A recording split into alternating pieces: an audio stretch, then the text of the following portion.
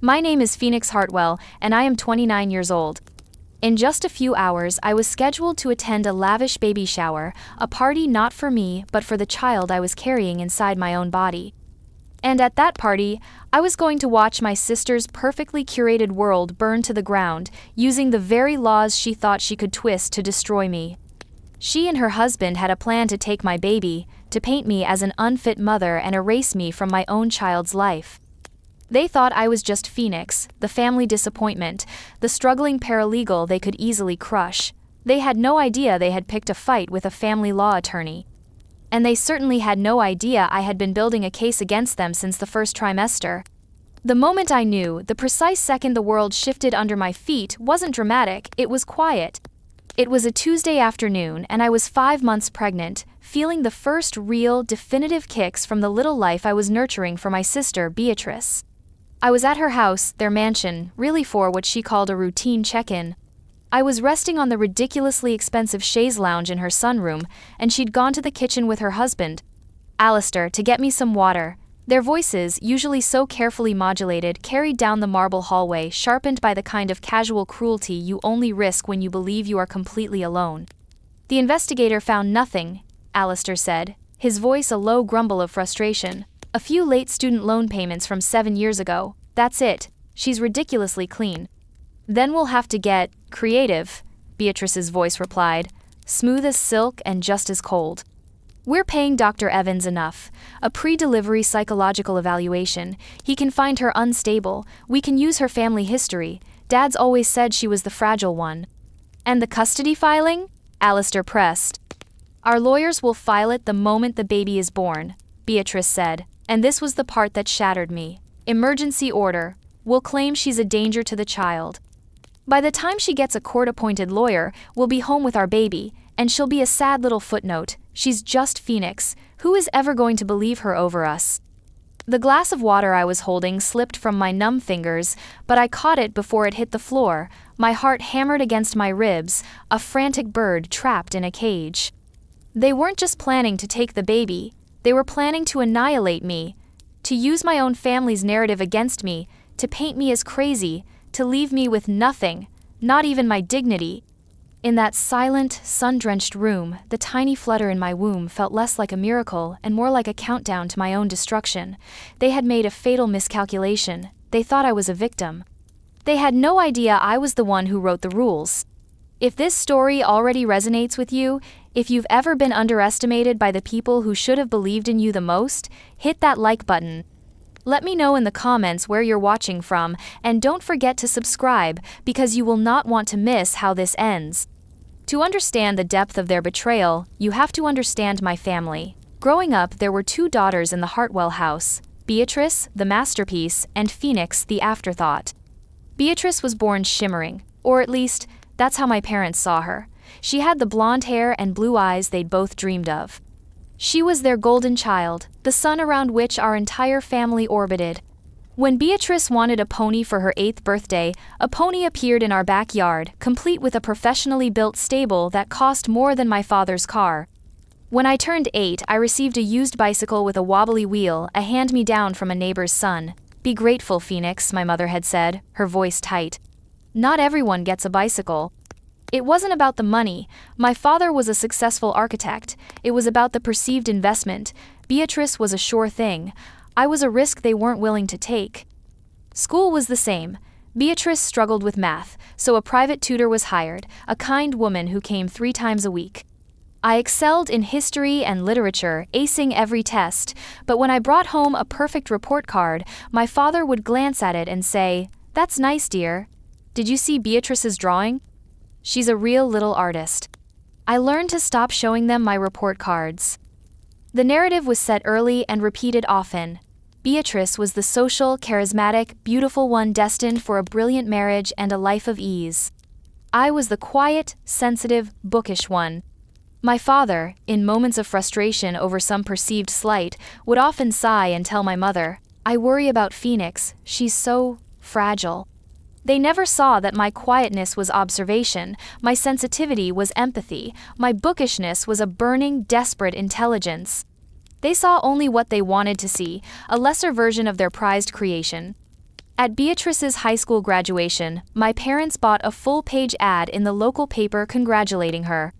For my graduation, where I was named valedictorian, they almost missed the ceremony because Beatrice had a minor fender bender and needed them for emotional support. I delivered my speech to a crowd that included my grandmother, but not my parents. They arrived just as I was walking off the stage. "Sorry we're late," my mother whispered, pressing a wilted corsage into my hand. "You know how your sister is."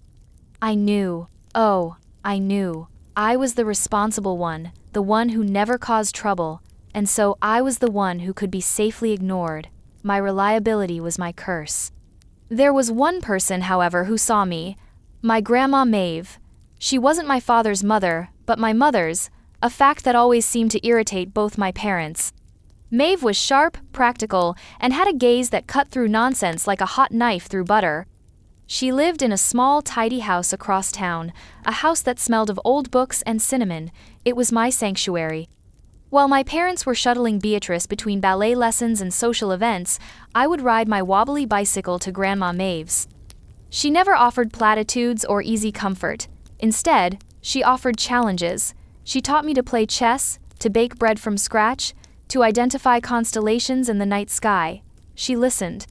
When I told her about a book I'd read, she would ask probing questions, pushing me to think deeper, to form my own opinions. "Your parents," she said to me once, while we were weeding her rose garden, "they love a still life, something beautiful and predictable to hang on the wall. They don't know what to do with a wildfire." She patted my hand, her skin as soft as worn leather. "Don't you ever let them stamp you out, Phoenix. You were born to burn." When it came time for college, the family dynamic played out as expected. A massive trust fund had been established for Beatrice to attend a prestigious and ruinously expensive private art school on the East Coast. For me, there was a pat on the back and the suggestion of the local community college. "It's more practical for you, honey," my father had said, not unkindly. "You can live at home, save money, find a nice stable career, maybe a paralegal. Your sister's path is different." The injustice of it was a physical weight. I had a 4 GPA, a near-perfect SAT score, and acceptance letters from 3 top-tier universities. Beatrice had a portfolio of mediocre watercolors and a C+ average, but her path was different. Her path was gilded. Mine was dirt. I didn't argue. I didn't cry. I didn't give them the satisfaction. I went to my grandmother's house. Maeve listened to the whole story, her expression unreadable.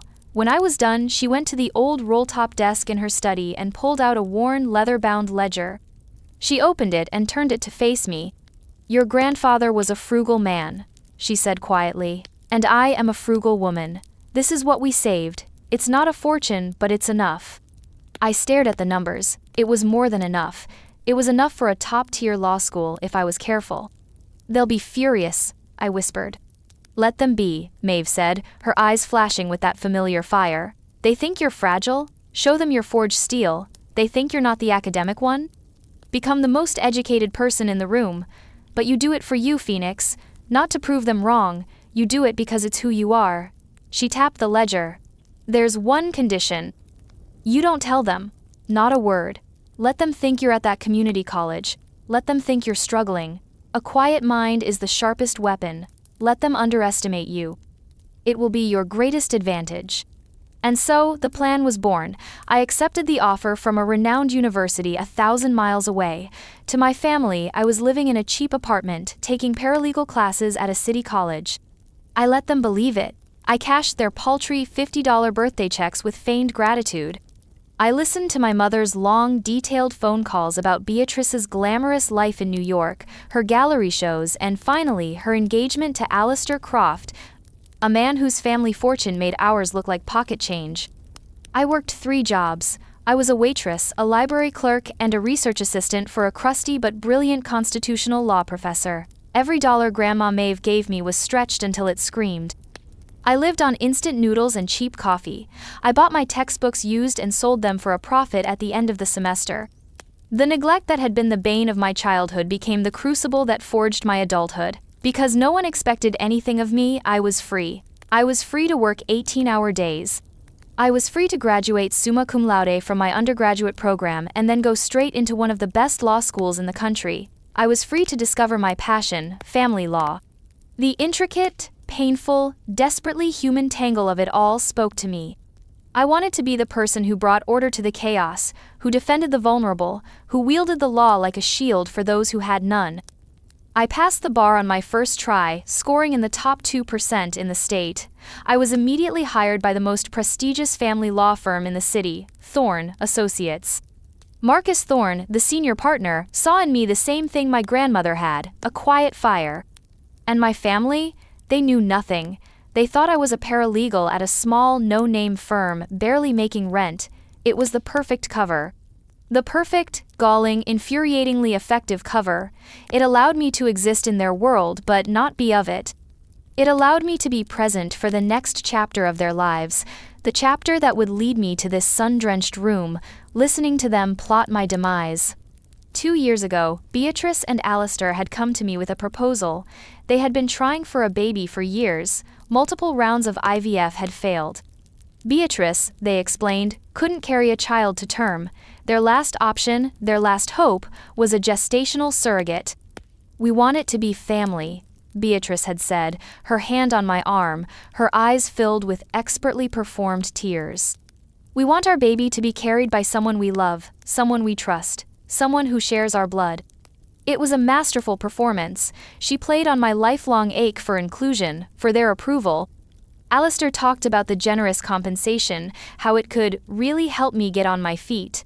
They were offering to let me, the afterthought, perform the most sacred and important task in the family's history. It was a golden apple, and I, like a fool, reached for it. I said yes, not for the money I was already earning more than Alistair probably suspected, but for that stupid, stubborn flicker of hope that this, finally, would be the thing that made them see me, value me, love me. I ignored Grandma Maeve's warnings. "A snake doesn't change its scales just because it wants something from you, Phoenix," she'd said over the phone. I ignored my own gut, the little voice that whispered, "This is a trap." The legal agreements were drawn up by their high-priced lawyers. I reviewed them, of course, but as a paralegal, not an attorney. I made a few small, reasonable requests for clarification, which only cemented their belief in my naivety. They saw me as a cooperative, slightly dim-witted vessel. Now, sitting on that chaise, the truth landed with the force of a physical blow. This wasn't about love or trust. It was a transaction, and I was the part they intended to discard. The cruelty of it was breathtaking. To ask me to carry their child, to feel it grow and move inside me, to go through the pains of labor and delivery, all while planning to cast me aside like a piece of medical waste. The final straw wasn't just the plan itself, it was Beatrice's justification. "She's just Phoenix." 4 words that distilled 29 years of casual dismissal, of being overlooked, of being deemed lesser. 4 words that were meant to be my epitaph. I stood up, my movements slow and deliberate. I walked to the kitchen doorway. They both looked up, startled. I forced a placid smile onto my face. "I think I'm feeling a bit tired," I said, my voice miraculously even. "I should probably get home and rest." "Of course, darling," Beatrice cooed, rushing to my side. "You have to take care of yourself, for the baby." Her hand on my pregnant belly felt like a brand. The drive home was a blur. The city lights smeared into watercolor streaks through my tears. I stumbled into my apartment, a place they'd never seen, a place they imagined as a cramped, pathetic little box. It was, in reality, a spacious, light-filled condo with a view of the city skyline, paid for with the signing bonus from my firm. I collapsed onto my sofa, and the dam broke. A tidal wave of grief and rage washed over me. I sobbed, not quietly, but with raw, ugly, guttural sounds, for the little girl with the wobbly bike. For the teenager giving a valedictorian speech to an empty chair. For the woman who had foolishly believed, for one shining moment, that she could finally earn her place in her own family. It was the crushing weight of a lifetime of injustice, all crashing down at once. They weren't just going to take my child, they were going to take my story and rewrite it with me as the villain. And the world would believe them. Because they were the Crofts, and I was just Phoenix. After an hour, the tears subsided, leaving behind a hollow, echoing emptiness. I thought about calling them, screaming at them, demanding to know how they could be so monstrous. But I knew it would be useless. They would deny everything. They would turn it around on me. They would say my reaction was proof of my fragility, my instability. I would be playing right into their hands. Instead, I picked up my phone and called the one person who had never underestimated me. "Grandma Maeve?" My voice was hoarse. "Phoenix, what's wrong?" She knew instantly, no pleasantries. I told her everything. The overheard conversation, the investigator, the plan to declare me unfit. I didn't cry this time. My voice was flat, devoid of emotion, as I laid out the facts. There was a long silence on the other end of the line. When she finally spoke, her voice wasn't soft with sympathy. It was cold and hard as granite. "All right," she said. "The grieving is done. You gave them a chance to be decent people, and they showed you who they are. You will believe them. Now, you tell me, what does a good lawyer do when she has been wronged?" The question cut through the fog of my pain. It was a call to arms. "She builds a case," I whispered. "Exactly," Maeve said. "She documents everything. She gathers evidence. She does not act on emotion, she acts on strategy. They think they're playing chess with a pawn. You need to show them they're playing against the queen. You are not fragile, Phoenix. You are a fortress. Now, hang up this phone, wash your face, and start building your walls." I hung up the phone. I walked into my bathroom and looked at my reflection in the mirror. My eyes were red-rimmed and swollen. My face was pale. I looked broken. But as I stared, something shifted. The hurt, the searing pain of betrayal, began to cool. It didn't disappear. It transmuted, hardening into something else. Something cold, sharp, and diamond-hard. Resolve. They had started a war, but I was the one with the superior weaponry. They had money and influence. I had the law, and I knew it better than their expensive, complacent lawyers ever would. I went to my home office, a room with floor-to-ceiling bookshelves filled with legal texts. I powered on my laptop and opened a secure, encrypted word processing program. At the top of the blank page, I typed a title. Not My Surrogacy Journey, not Baby Croft. I typed, Hartwell v. Croft et al. A small, mirthless smile touched my lips. "You're not just Phoenix," I whispered to the empty room. "You're Phoenix Hartwell, Esquire, and court is now in session." The months that followed were a masterclass in compartmentalization. By day, I was the compliant, slightly clueless surrogate. By night, I was a meticulous legal strategist waging a silent war. The loneliness of it was a constant, dull ache. I was carrying this precious life, feeling the hiccupy jolts and rolling kicks, and I couldn't share the pure joy of it with anyone. The joy was tainted, inextricably linked to the battle to come. Every flutter was a reminder of what I stood to lose, and what I was fighting for. The path was arduous. Morning sickness in the first trimester was brutal, and I'd often have to excuse myself from depositions to be sick in the courthouse bathroom, only to return minutes later, pale but composed, and dismantle the opposing counsel's witness. Pregnancy exhaustion was a heavy cloak I couldn't shrug off. I'd finish a 14-hour day at the firm, my ankles swollen and my back screaming, only to come home and spend another 4 hours working on my own case. I documented everything. Every phone call, every text message, every email. I bought a new phone and used my old one exclusively for communication with Beatrice and Alistair, creating a pristine chain of evidence.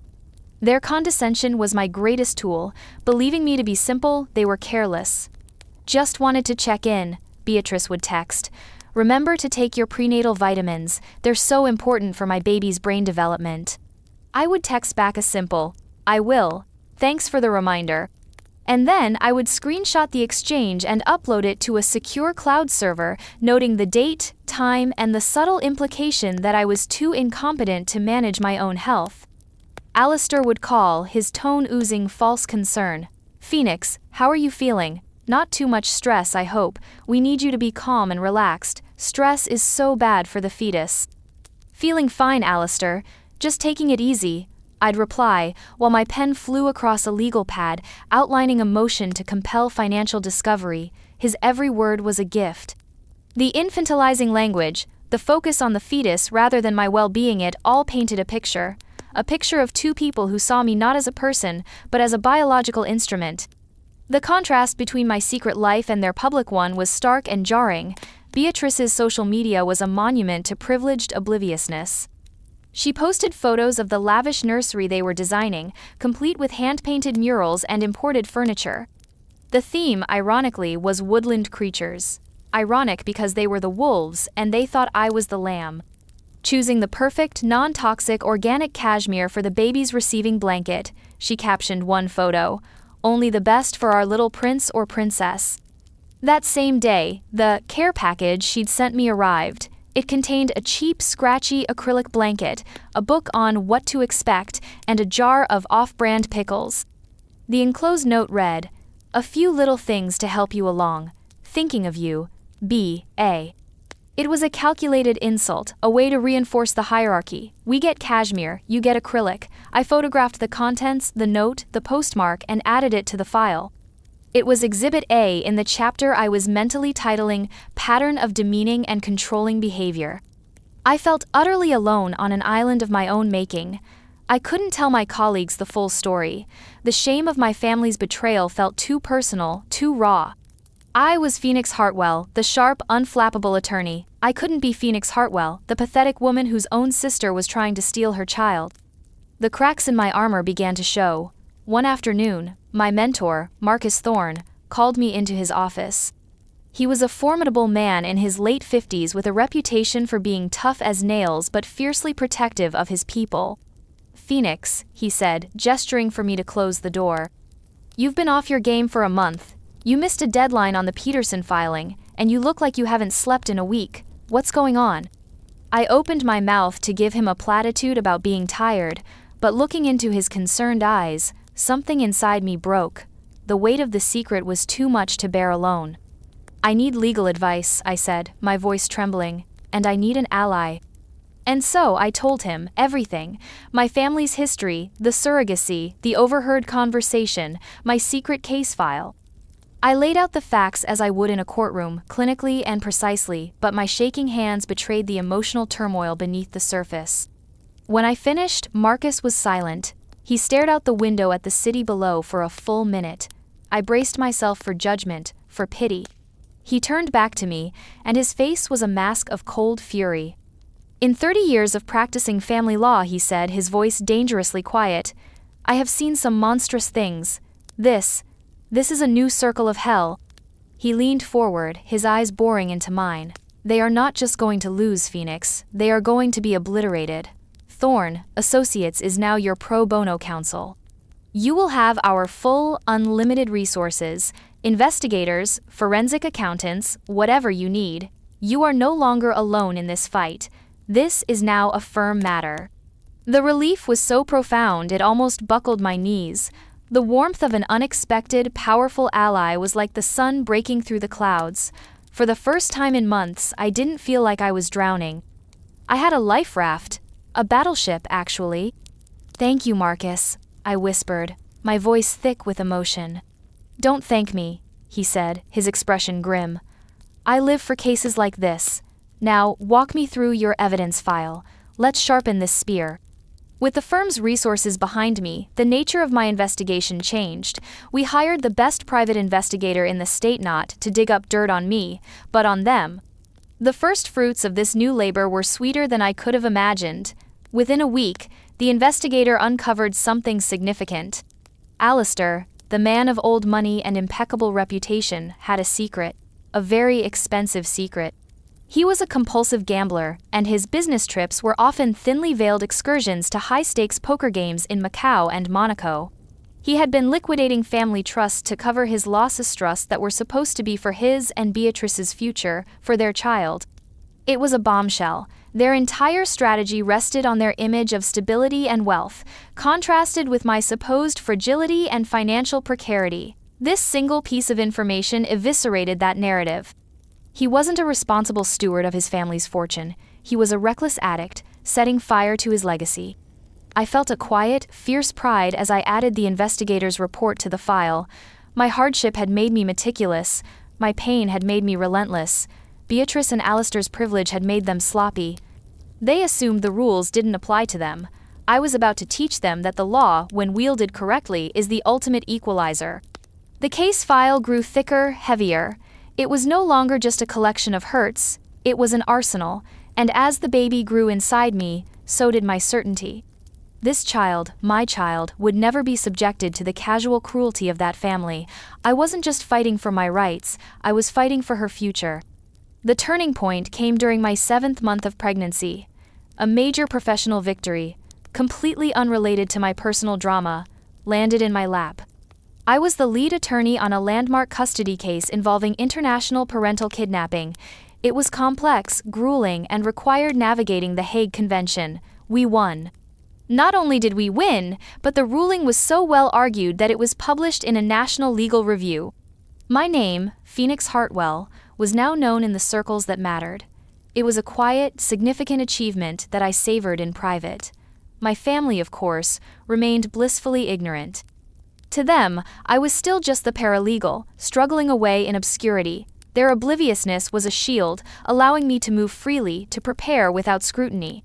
It was around this time that the other piece of the puzzle fell into place, the piece I didn't even know was missing, my younger brother, Leo.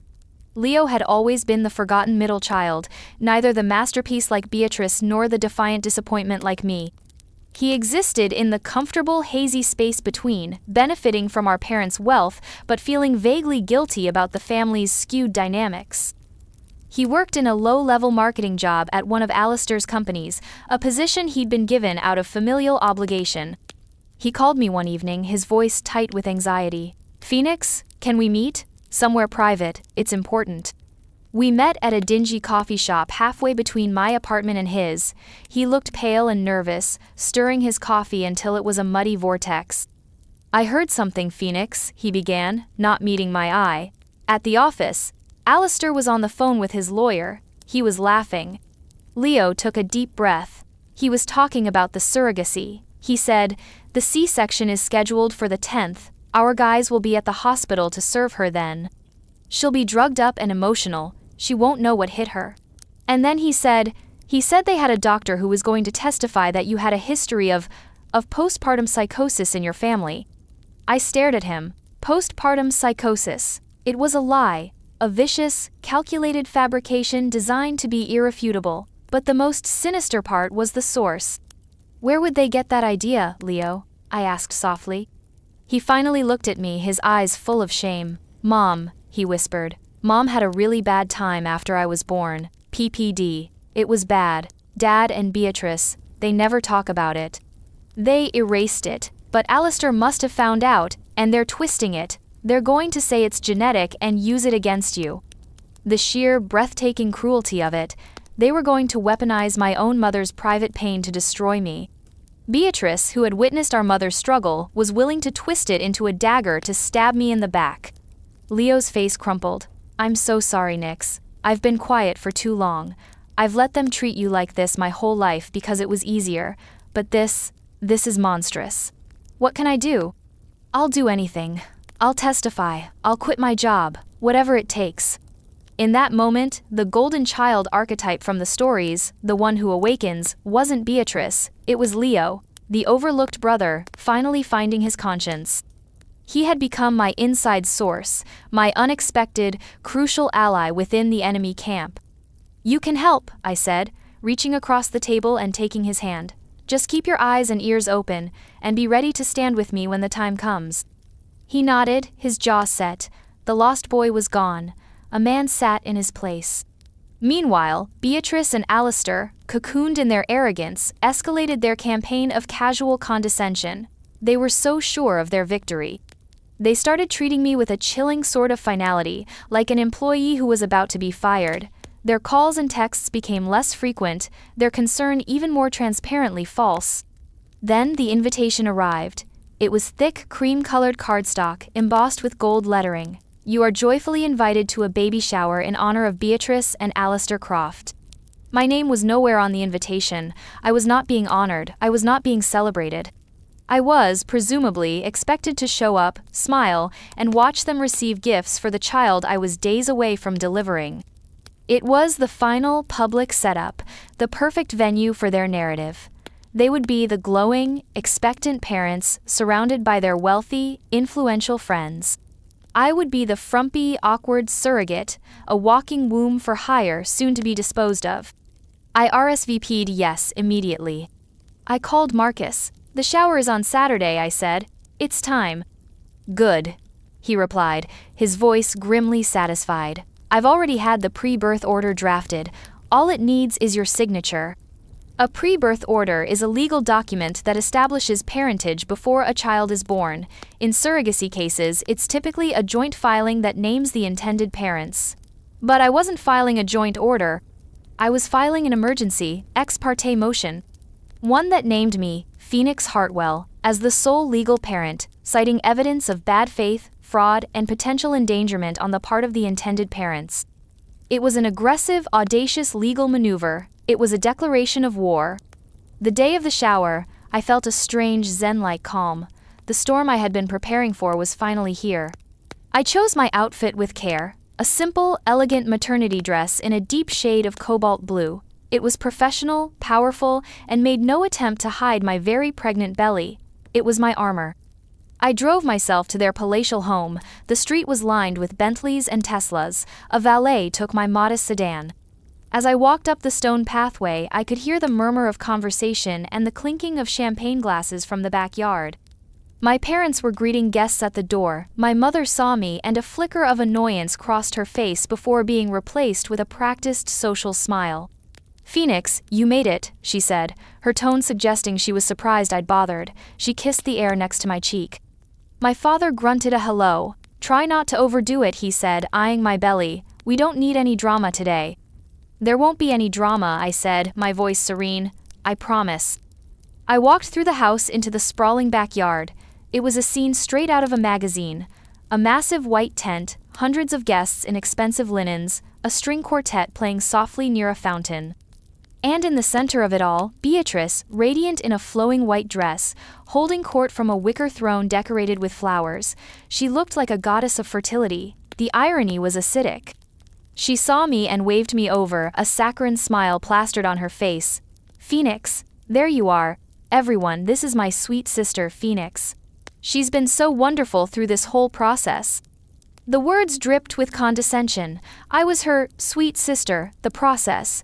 A few people gave me polite, pitying smiles before turning back to Beatrice. I was an accessory to her triumph. Alistair clapped me on the shoulder. "Good of you to come, Phoenix," he said, his eyes scanning the crowd. "Grab a plate. Just stick to the non-alcoholic stuff, eh?" This was it. The final, public slight. Not a single overt act of cruelty, but 1,000 tiny cuts. The dismissal in their eyes, the patronizing tone, the way I was presented as a service provider rather than family. They had seated me at a small table in the back, near the catering staff, with a few distant cousins they barely knew. They were erasing me in plain sight. I took my seat, exchanged pleasantries with the bewildered cousins, and waited. I ate a piece of melon and drank a glass of water. I felt my daughter kick, a steady, reassuring rhythm against my ribs. "Just a little longer, sweetheart," I thought. "Mama's got this."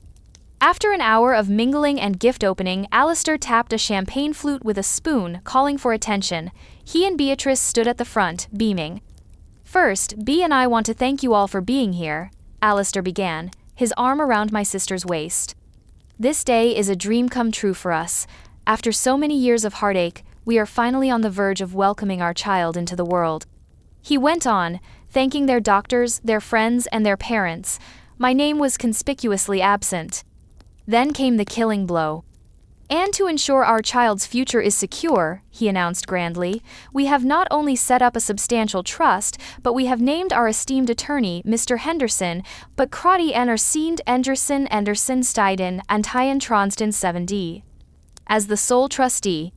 This is to protect our child from any potential future instability." His eyes flickered to me for a nanosecond, a look of cold, reptilian triumph. It was a dog whistle, a signal to those in the know their lawyers, my parents off, the plan that was already in motion. The public humiliation was complete. They had just announced to their entire social circle that the woman carrying their child was so unstable she couldn't even be trusted near its finances. I didn't flinch, I didn't cry. I took a calm sip of water. I saw my mentor, Marcus Thorne, who had arrived a few minutes earlier and was standing quietly at the edge of the tent, give me a subtle, almost imperceptible nod. It was time. As the applause for Alistair's speech died down, I stood up. A hush fell over the guests closest to me. All eyes turned my way. Beatrice's smile faltered for a second. Instead of shouting, I smiled back, a calm, serene expression on my face. Then, I let my eyes drift to Marcus. He stepped forward, his presence commanding the attention of the entire party. "Alistair, Beatrice, a wonderful speech," Marcus said, his voice carrying easily across the lawn. "On that note of legal preparations, I believe my colleague has a small gift for you both." He gestured to me. I walked from the back of the tent to the front, my steps even and measured. The string quartet had stopped playing. The only sound was the gentle whisper of the breeze. I felt 100 pairs of eyes on me, on my belly, on my face. I reached the gift table, which was piled high with expensive presents. I didn't have a brightly wrapped box. I had a single, slim document folder, bound in blue. I placed it gently on the table next to a silver Tiffany rattle. "Beatrice, Alistair," I began, my voice clear and steady, resonating with the authority I had earned in countless courtrooms. It was a voice they had never heard before. "Thank you for inviting me. It seems only fitting that I give you my gift here, today, in front of all the people whose opinions you value so much." Beatrice shot a nervous glance at Alistair. My parents looked confused. "It's a copy of the pre-birth order I filed with the family court this morning," I announced. The words hung in the air, clean and sharp as glass. "The one that names me, Phoenix Hartwell, as the sole legal and physical parent of the child I am carrying." A collective gasp rippled through the crowd. Beatrice's face went bone white. Alistair's jaw went slack. "I've also filed for a temporary restraining order against you both," I continued, my voice unwavering, "pending a full custody hearing. The evidence I've submitted to the court to support that motion is substantial." I let my gaze sweep over the stunned faces of their friends, their business partners, my parents. "You see," I said, looking directly at my sister, the mask of pleasantry finally dropping from my face to reveal the forged steel beneath. "When you conspire to commit custodial fraud against your gestational surrogate, it is generally unwise to choose a woman who is a partner at Thorne Associates, one of the top family law firms in the state." I gestured to Marcus, who gave a grim, formal nod. The name of his firm was legendary. The implication landed like a physical blow. The whispers in the crowd grew louder. "You thought I was fragile, unstable?" I asked, my voice rising just enough to convey the icy rage I had held in check for months. "You plan to have your pet doctor declare me mentally unfit, to use my own mother's past suffering against me, to serve me custody papers while I was recovering from childbirth. You discussed it in this very house when you thought I couldn't hear you." Beatrice swayed, putting a hand on Alistair's arm for support. He looked like he had been poleaxed. "And Alistair," I said, turning my attention to him, "that trust you so proudly announced, the one to protect the baby from instability? Was that before or after you liquidated the Macau fund to cover your 7-figure poker losses? The court will be very interested in the forensic accounting of your assets." I know I was. Alistair's face turned a mottled shade of red and gray. I saw several of his business partners take a half step away from him. "This isn't a negotiation," I stated, my voice dropping back to a calm, lethal register. "This is a notification. This child will be born with my name, and my name alone, on her birth certificate.